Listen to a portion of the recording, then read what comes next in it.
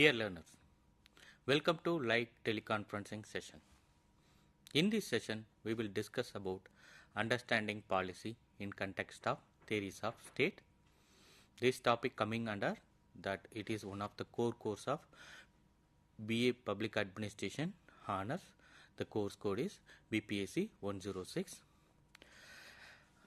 Today, we are going to see the interrelationship between public policies and various theories of state. In general, we can say the state refers to the governing entity or a political organization that exercising authority and control over different territory and its population. For example, to take any country, or like you can take the country of India, you know how their policy making, how the ideologies, whether it is a right-wing ideology, whether it's a left-wing ideology, whether it's a socialist, whether it is authoritarian, whether it is a non-authoritarian, whether it is a liberal government, whether it is a neoliberal government, whether it is a corporate-oriented government, that various ideologies are there. So, how these ideologies are impacting the theories of state, and how how the different theories and perspective exist, and how it affects the nature and role and functions of the state. So, in this session, we briefly discuss about the different theories of state, how they are influencing the formulation, implementation, and evaluation of the public policies. Like for example, if you take any country, public policies is a prime function of the state. The success and failure depends upon the successful or implementation of the public policy. The government, whether it is doing good or bad, depends upon the public policy only. So, totally what to do or what not to do. So, these function totally depends upon the public policy only. So, in that way, public policies plays a prime functions of the state. Like for example, most of the time that policies depends on the polity oriented. So, in that you can say that how does the state make policy that work for the welfare of the people. So, everyone should understand how does the state make policies that work for the welfare of the people, and how these policies can be better by the state, and those big questions that to be addressed. Like for example, in the first questions, how does the state make policies that work for the welfare of the people? So that's what we have a various institution, parliamentary, political executives are there, permanent executives are there, and we have a parliament, and in that likewise we used to make a policy to the welfare of the people. And another question is how these policies can be made better by the state. Okay, how these can be made better by the state. That these are the questions mostly addressed by the public policy also. And you can say that another way they are arguing that public policy would be better if different people exercise more influence on policy process. Like that public policy is a very complex process in a nature. You can't work with only with the elected representative or permanent representative like bureaucrats or not. You need various support from the pressure group, politicians, pressure group, civil servants, academic and professional experts, journalists and judiciary, and even sometimes you can see themselves as a passive recipients of policy, like for example common citizen. That's what nowadays you can see that popular form of participative decision making and all. So when you understand the policy process in the context of the state, you should have a good understanding of policy, and you should know about the various theories of the state also. Like for example, if you look into the public policy of India, we are totally made upon the socialist perspective, economic and socialist and government oriented, like state dependent on that. But if you look into the United States of America and United Kingdom, they mostly depends upon the corporate market oriented system. So you can see that how those policies are making. So in that first thing, before going into the topic, we will see about the meaning of public policy. meaning of public policy in the sense it gives a different meaning in the different context. Okay, and it used to provide a various actor, as I already mentioned, that legislative, executive, judiciary, NGOs, media persons, and common people. So we need a total, we need a collective responsibility to get the achievement of the public policy. So sometimes what happen, policy can be written or unwritten, but it is the state force behind the state's process to achieve the desired goals. Like for example, written and unwritten.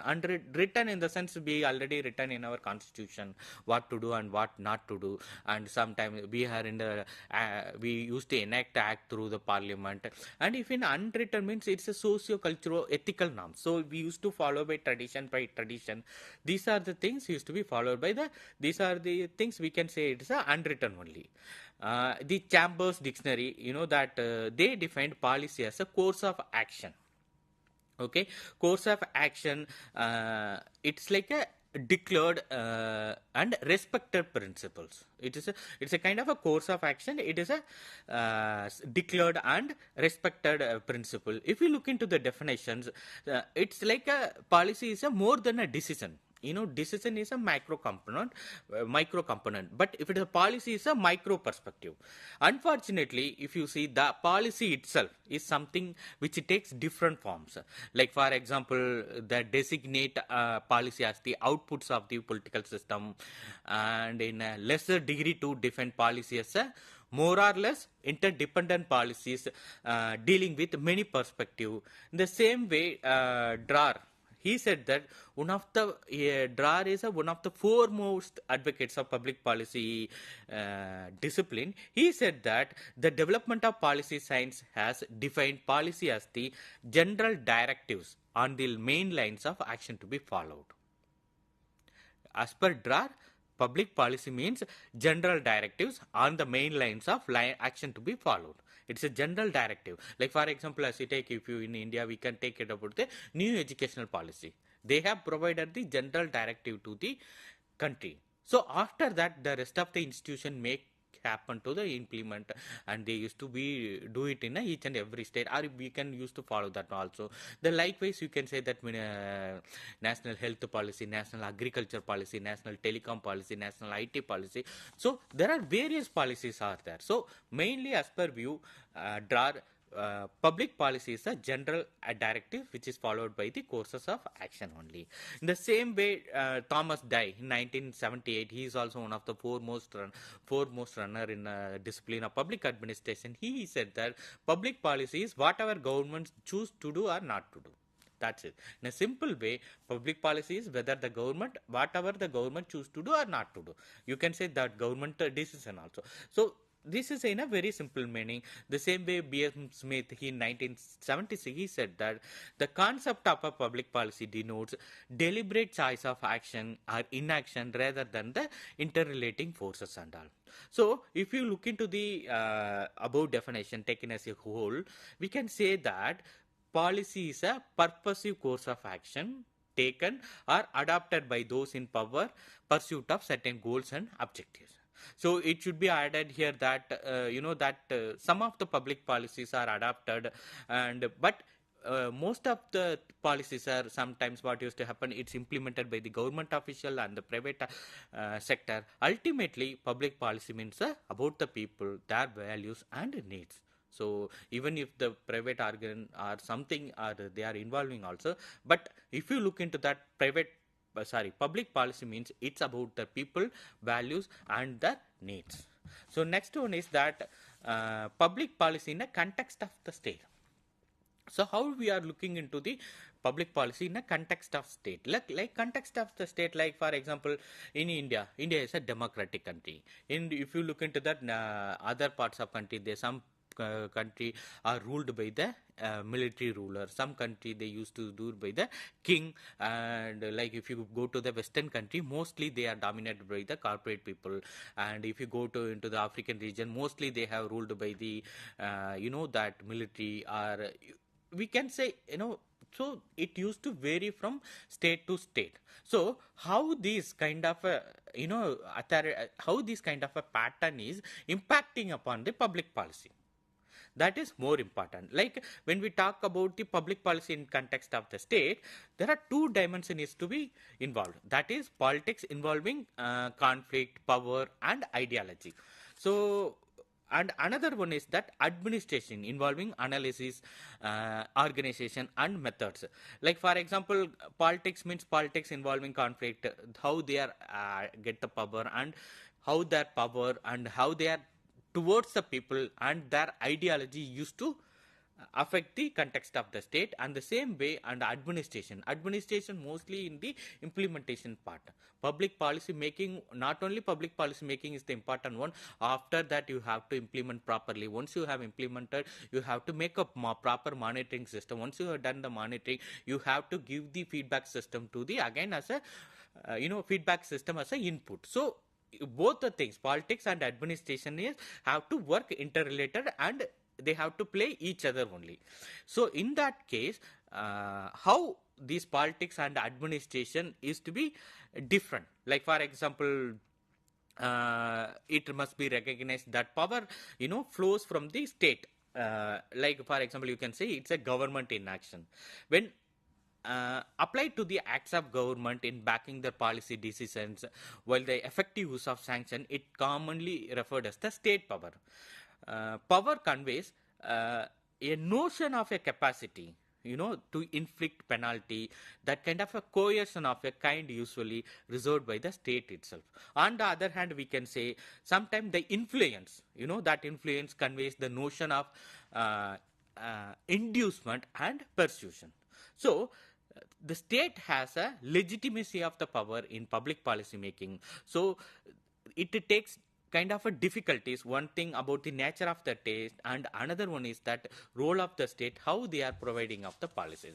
So one thing we can say that nature of the state, another one is the how they are provided those public policy in the state also. Like one of the foremost thinker in that one public in that state, or you can say bureaucrat perspective, Max Weber, in 1947, he defined state as the administrative legal order subject to change by legislation. Okay, state means it's administrative and legal order subject to change by the legislation, and claiming binding authority and overall action taking place in the area of jurisdiction. It can be identified by the both, like for example, you can say that it can be identified in terms of both the institution that make it up and the functions these institutions perform. Like state institution include legislative body, executive body, including government bureaucracy, departments body, and judicial body, with responsibility for enforcing through the decisions and developing the law. So state institutions are located at various levels of national, regional, and the local level and all. Here the state, in the sense, like for example, state in some, it represent the country. It not particular represent any particular Uttar Pradesh, Haryana, or also. As per totally state, in the sense, it is a kind of a nation. It represents the nations. So far we have seen about the meaning of public policy and the context of public policy. Now we are going to see about the pluralist theory of state and policy. So pluralist, the phrase itself, particular perspective or theory, it says that how democracy should work. Pluralism in the context like acceptance and recognition of diverse and multiple groups interaction within the society. In a pluralist society, various groups, organizations, and individuals have the freedom to express the views and participate in the political process.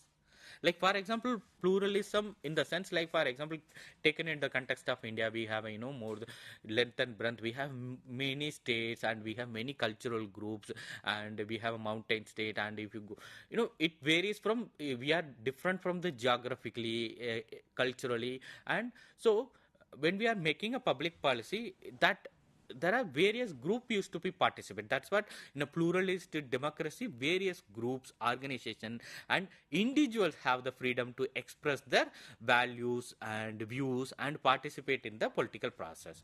And another thing one is that when it is the pluralist theory, power is widely distributed. Okay, like for example, power is not concentrated in a single authority or a small group of people.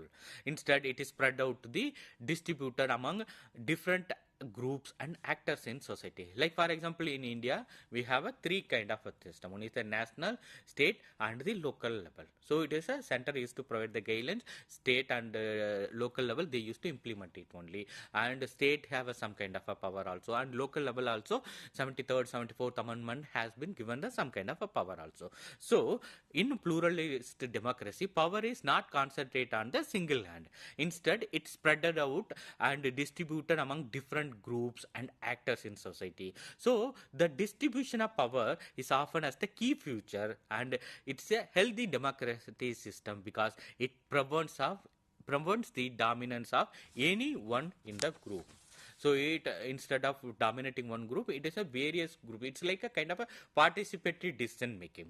In the political system, the political system is here in the pluralist democracy. It is structured and designed as a crucial role.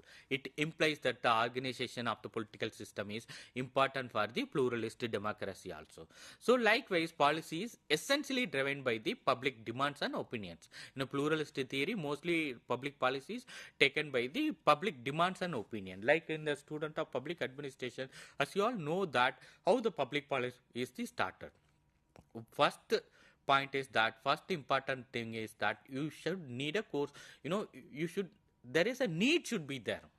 Based on the need only, you can create a new policy. Like for example, why we have to create a new education policy? Already we have a policy, but you know that it's a changing time. There kind of a needs are arriving. That's what in the pluralist democracy they are saying that public policy mostly made by the public demands and the opinions, and also in the policies and decisions are primarily influenced by the public and what they want and think. So the government and the political leaders are expected to take into the demands and opinions of the diverse groups and individuals within a society while formulating policies and making decisions and all.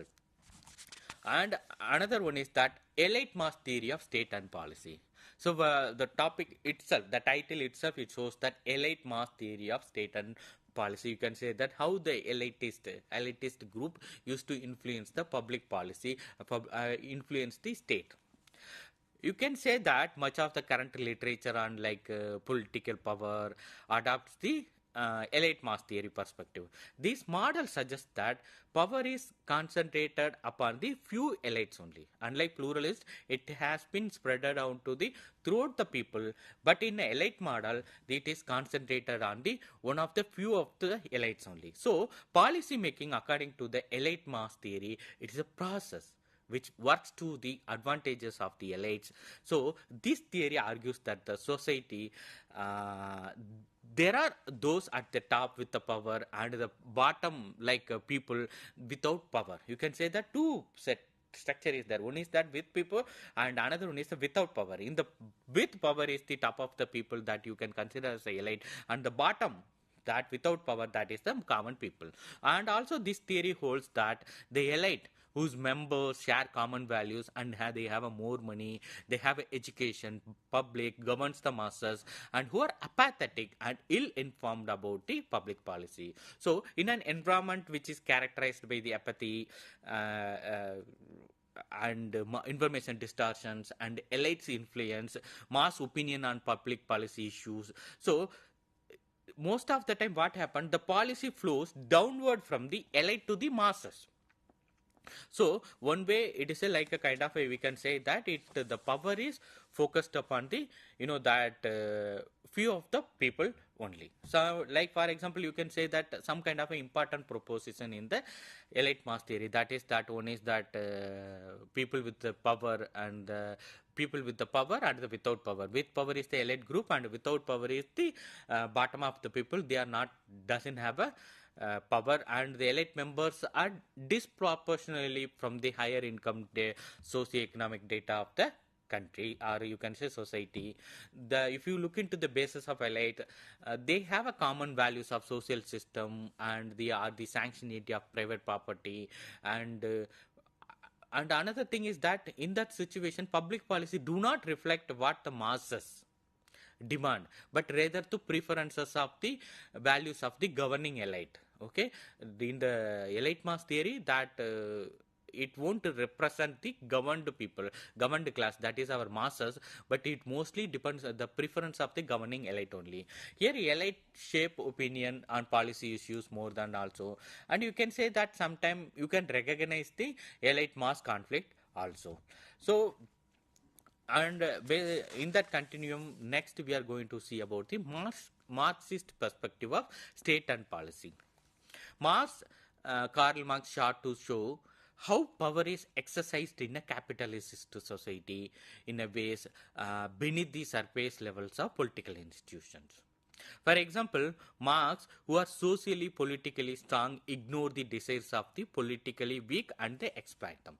His theory is that people who are socially and politically strong ignore the desires of the politically weak and exploit the also. So Marx have accept the picture of a class domination in a society is overlasting. So in the view of Marx, state is an instrument of the class power. This so-called instrumentalist approach has focused on the surface levels of decision policy making. So Karl Marx, what he said is how power is exercised in a capitalist society in the surface levels of the political institution also. As per Marx, who are socially politically strong, what they used to do is that they used to ignore the desires of the politically weak and they used to exploit them also. This is what mostly Karl Marx used to say. And another thing is that Marx used to say that state is the instrument of the class power. He never accepted that state is the it is a part of the common people. He always used to say state as a instrument of class power. Those who are that instrumental approach is that you can say that instrumental in the sense how they are accessing power. Okay, that way Karl Marx approaches that. He also one way that elite people used to determine the public policy and all. And another thing is that globalist theory and national policy agenda. So what do you mean by globalist theory and national policy agenda? Globalist theory is it's a massive scale and in the process, and it is contributed by the contemporary policy making. As I already mentioned that countries, most of the political system, that no longer impermeable to the outside pressures and influences.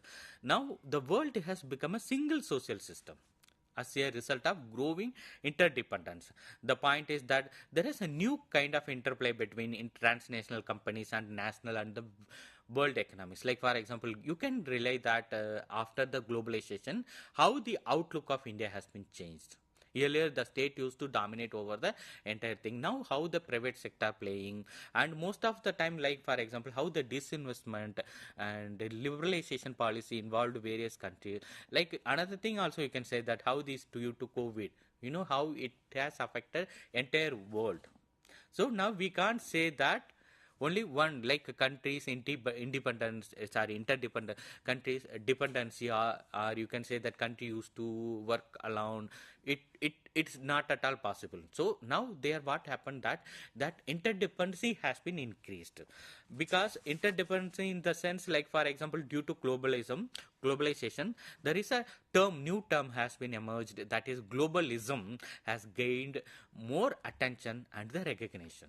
So globalism refers to all the process which the people of the world incorporated in a single world society, in a globalized society. Or you can say that globalism is the one of the forces which assist the development of the globalization. Globalism is the one of the forces, that it assists the development of globalization. So the implication of the notion of problem definition defined in the global context only. In a global environment, it is possible to speak of the convergence of concerns for with global strategies may followed. And you can say that now this globalism is new agenda is now becoming a part of our global government also. Like for example, earlier, like before 1990s, our policy used to be entirely different: health, education, and or you can say that national water, land. But now, if you look into that, our policies are mostly for regarding the environmental depopulation. Mostly depends upon the poverty and population growth, and HIV, AIDS and pandemics, drugs and health issues, trade and industries, privatization, terrorism and other globalism. So now we are moving into the new kind of issues. That is that globalism. After the globalism, our policy also changing towards environmental and new health issues. It's totally focused upon the throughout the world. And finally, you can say that developing as well as the developed countries, policy agendas are mostly, it used to be determined by the global forces only. You can say that International Monetary Fund and WTO. You used to hear that due to the impact of WTO, due to the impact of IMF, and due to the impact of the World Bank. So nowadays, the most of the policy agendas are driven by the global forces due to the globalization. So sometimes problem arise in context, some economic and social conditions also play a shaping opinions and political strategies. For example, you can say that how the slow growth, stagnation and all worse also. We used to get output index report also. But since the 1990s, the countries around the world have actively engaged in the privatizing the public enterprises also due to the globalization. And towards the end, so far we have seen about the meaning of public policy, context of public policy, and pluralist view of public policy, elite mass theory of public policy, Karl Marx theory of public policy, and how the global agenda has been changed into the public policy. So these are the things used to be, that how it affect the state working style, or the policy formulation and implementation methods and all. So here there is a need to look at the challenges posed by the theoretical discourse. So these used to be support distribution of power and enhance the power of specific interest also. If you look into the theoretical framework, it used to provide the different set of issues for the state, and you have to be taken place within the structures and influenced by those structure. But in actual practice, what happens is a complex situation. So based on the based on the state, based on the theories, we can define the nature of the state, or we can say that working pattern of the state, or you can say that implementation pattern, or you can say the agenda of the state. So we can define in a various way. So thank you for listening. Thank you.